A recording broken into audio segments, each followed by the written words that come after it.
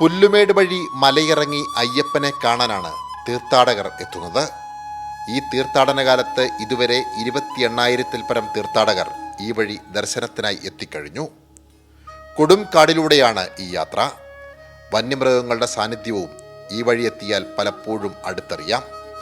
യാത്ര ഒരുപാട് സന്തോഷമായി ഇതിലിങ്ങോട്ട് പോകുന്നതിന്. പോരുന്ന വഴിക്ക് മുഴുവൻ ആനപ്പിണ്ടിയാണ്.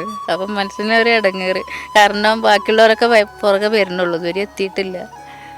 അപ്പം അങ്ങനെ യാത്ര നല്ലതായിരുന്നു. ഞങ്ങൾക്ക് ഒന്നിനും ബുദ്ധിമുട്ടിയിട്ടില്ല. ഞങ്ങൾക്ക് കുടിക്കാനുള്ള വെള്ളമായാലും എല്ലാം ഞങ്ങൾക്ക് ഇഷ്ടം പോലെ കിട്ടി. കാനനഭംഗി അടുത്തറിയാൻ കഴിയുന്നതാണ് ഈ പാത തിരഞ്ഞെടുക്കാൻ തീർത്ഥാടകരെ പ്രേരിപ്പിക്കുന്നത്. അല്ല, ഇവിടെ ഞാനൊരു 8-10 മല അല്ലാതെ വന്ന് ഇപ്പം നമ്മുടെ പിള്ളേർ അവർ പറഞ്ഞ് ശരി അപ്പനും കൂടെ ഇതിലെ കൊണ്ടുപോകാമെന്ന് പറഞ്ഞ് അങ്ങനെ ഒന്നിക്കുന്നിടത്ത് അവർ കൊണ്ടുപോകാമെന്ന് പറഞ്ഞ് അങ്ങനെ കൂടെ അവരോടെ അറിയും. മുൻവർഷങ്ങളെ അപേക്ഷിച്ച് ഈ വർഷം കാനനപ്പാതയിൽ സൗകര്യങ്ങൾ കൂടുതൽ മെച്ചപ്പെട്ടിട്ടുണ്ടെന്ന് തീർത്ഥാടകർ പറയുന്നു. കഴിഞ്ഞ പ്രാവശ്യത്തേനെക്കാട്ടും കൂടുതൽ ഇപ്രാവശ്യമാണ് വെള്ളമൊക്കെ എത്തിച്ചു തരുന്നത്. പിന്നെ അവരിടയ്ക്ക് വന്ന് നോക്കുന്നുണ്ട്, അന്വേഷിക്കുന്നുണ്ട്.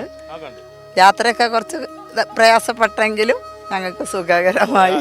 വലിയ ബുദ്ധിമുട്ടില്ലായിരുന്നെങ്കിലും ഇല്ലാതെ ഇല്ല. കൊച്ചുങ്ങളുള്ളതുകൊണ്ട് അവർ വിളിച്ചൊക്കെ കൊണ്ടുവന്നു. രസമുണ്ടായിരുന്നു, കൊള്ളായിരുന്നു. രാവിലെ 8 മുതൽ 12 മണിവരെയാണ് പുല്ലുമേട് വഴി സന്നിധാനത്തേക്ക് കടത്തിവിടുക. വനം വകുപ്പിന്റെ പൂർണ്ണ നിയന്ത്രണത്തിലാണ് ഈ പാത.